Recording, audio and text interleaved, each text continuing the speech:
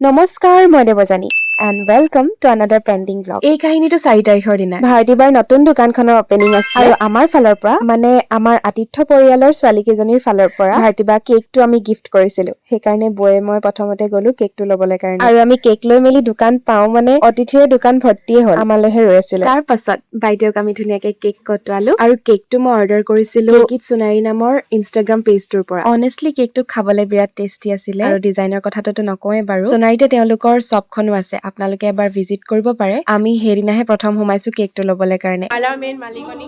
কামবালি বাৰু লগতে কিবা এটা দি দিয়া ৰাইজক কিবা এটা দি দিয়া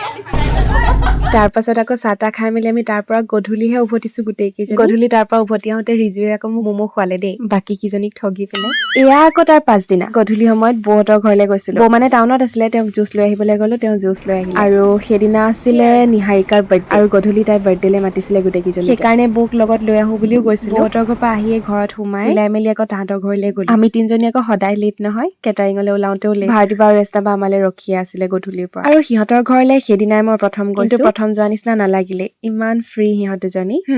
এইফালে দিবলৈ পালেহিহে আমাৰ ৰাইজে খোৱা আৰম্ভ কৰিলে বাৰু এতিয়ালৈ ইমানেই আগন্তুক ভিডিঅ'ত পুনৰ দেখা পাম ধন্যবাদ।